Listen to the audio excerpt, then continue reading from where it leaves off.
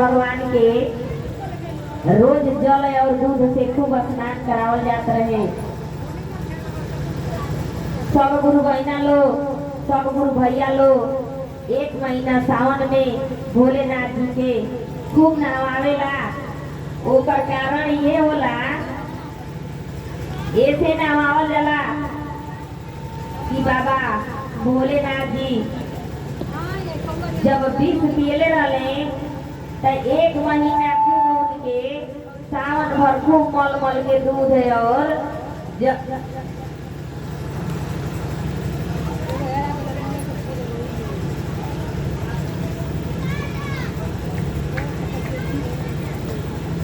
दूध है और जल से खूब नहावल गई रहे। तो यही नहीं गुरु बहिना रही,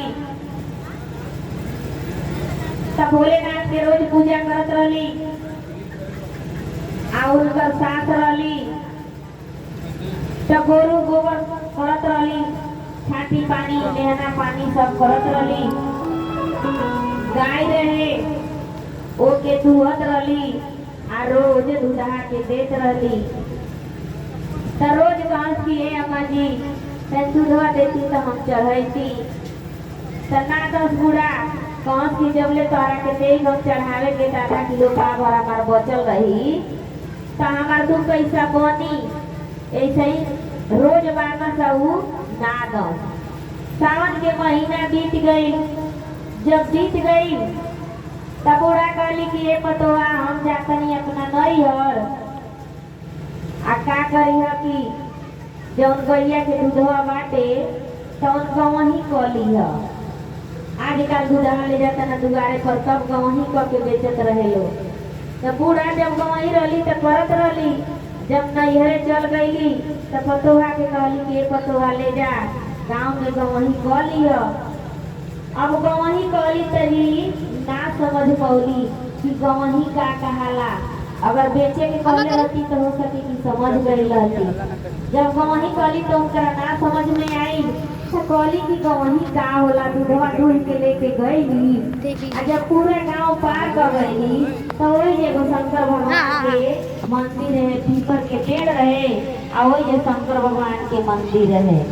कहली कि गवही का कहाला तो एक मतलब ये भइल कि हमरे अम्मा जी दूधवा दूध के लेके आवे नी आ रोज बुझाता शंकर जी के नहवा देनी। काहे से कि रोज सावन के महीना एक महीना चलल रहा तो सब लोग नहवावत रहा तो हमरो अम्मा जी ले आके इन्हीं के नहवा देगी। बस वो बेचारी का करम कि बूढ़ा जितना दिन नैहर रही उतना दिन दूध दूही दूही आ ले जाके शंकर भगवान के खूब नहवावे लगली। जब खूब नहवावे लगली, नहवाते नहवाते जब बूढ़ा अली एक दू महीना 4 महीना मैंने जितना दिन में आवस जब अली तो कहली कि मान ले कि हम 2 महीना नैहर गई तो 2 महीना दूधे के हिसाब जोड़ के हम कि ऐसा बात बाटे कि हम दूधवा तो ले जाके शंकर जी के ऊपर गिरा देत रही हम तो उहे ना गवही है। तो अब बूढ़ा कहली कि करे उ गवही है उनकरा के नहौले है तो पैसा मिली। अब सास पतोई में झगड़ा होके लागल। उ कहत कि 2 महीना के दूध के हमके पैसा चाहिए, 2 महीना के दूध के हमके पैसा ले आके दे। अब पतोहिया कहे कि हम तो दूधवा ले जाके शंकर जी के गिरा देनी है तो हम कहाँ से ले आके दें। अब एक खातिर झगड़ा कर लो। जब खूब झगड़ा कर लो अतना झगड़ा कर लिया लो कि माने केहू समझावे तो समझ में ना करे लो। तब पतोहिया रोत गई आ गई तो शंकर जी की मंदिर में बैठ गई आ कहे कि हमके बुद्धि ज्ञान देले रहता तो हम गवही कर ले रहती ना। अब हम गवही नहीं थी कले तो हम अपना सास जी के पैसा कहाँ से ले आके दे। अब हमारे साथ पैसा मांगताड़ी। अब वही जो लगली रोवे रोवत रोवत सुबह रही के गई जौने टाइम के दूध ले जाके गिरावत रही वही टाइम के गई बैठ के रोवत रोवत साँझ हो गई। जब साँझ हो गई तब भोलेनाथ जी कहना कि लागत है कि अब जाई नहीं और समय से बेसमय हो जाई तबो घरे जाई तो बोली आदमी डांटी फटकारी की दिन भर कहाँ गायब रहले ह। तब भोलेनाथ जी कहने की अब एक रक्षा करही के परी। तो शिव गुरु आकाशवाणी कहनी कि ए शिष्या पीपल के पतई बाटे तू तुर लो, खूब ढेर के जितना तुर पावा उतना तुर लो, आ अपना यही बल्टी में भर के लेके चल जा। जौने बल्टी से दूध हमरा के नहवावत रहलू हो वही बल्टी में तू भर लो। तई बेचारी का जनली की पतैया का हो जाई, बहुत मन से ना तुरली, दाब चाट के ना तुरली ना तो 1 लाख औरी हो गई रही। लेकिन कुछ कम ही तुरली, तुर के ले जाके अपना घर में धो दियली। कहली कि गुरुजी जानो, अब गुरुजी के महिमा भई। रात भर उ सोचत रही कि पतैया से का होई, पतैया से का होई, सोचत रही रात भर। आ एने भोलेनाथ के दया भई तो उ सगरी पतैया सोना हो गई, रुपया पैसा हो गई, खूब 100-100 200 के नोट हो गई। वो जमाना में जो चलत रहे तो नोट भइले, समय 500 के नोट बाटे ना रहे। तो जब खूब ढेर के पैसा धन दौलत हो गई तो सवेरे उठ के आ पहले जा तड़ी तो वही बल्टिए पर पहुँचली। आ जब पहुँचली तो कह तड़ी कि अरे बाप रे बाप, ए अम्मा जी। तो कह तड़ी कि का हो बुआ तो खिसियले रहली। तो कह तड़ी कि अम्मा जी होई देखो बल्टिया में जौन कलिया भर के पतैया लेनी न उ 1 बाल्टी सोना हो गई बाटे, रुपया पैसा हो गई बा। बूढ़ा कहतड़ी हाँ इतना तो तार गुरुजी देइए देता न। तो ना इनके विश्वास भइल तो लेके गई बल्टी भरल।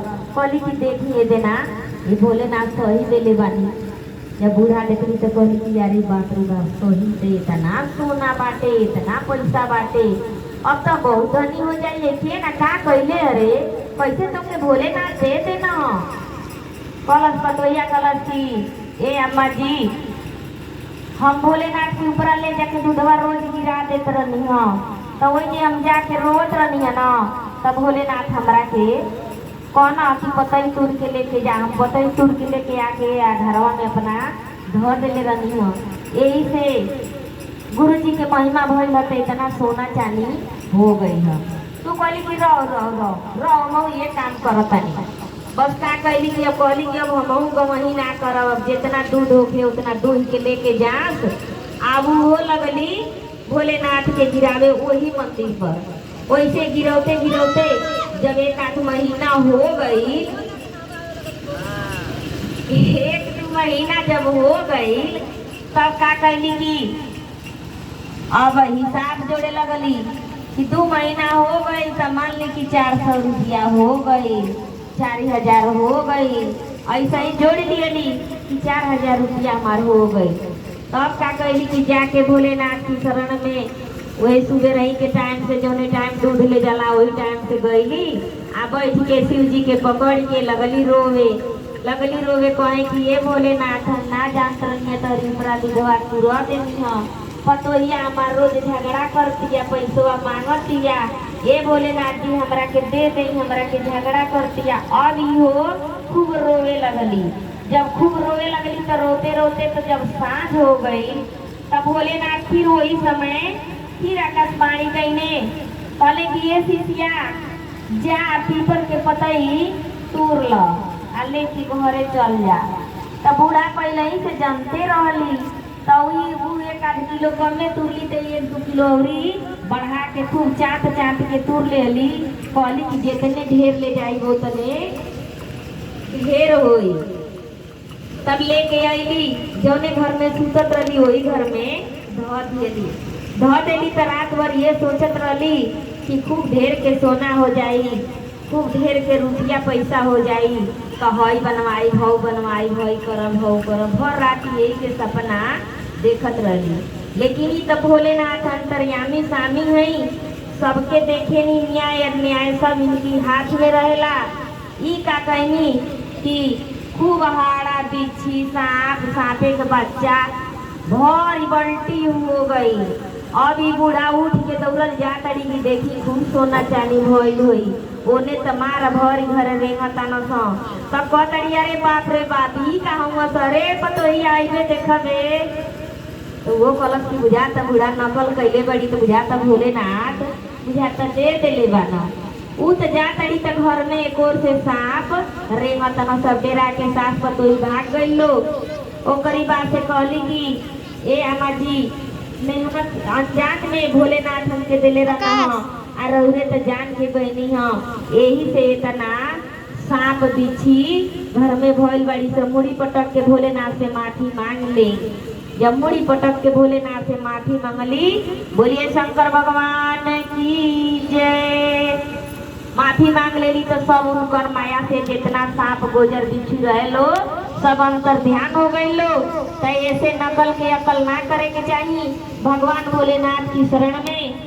जौन कुछ भी करे के चाहिए अनजान में कैले रहे तो मिलल और जान के गलती ना करे के चाहिए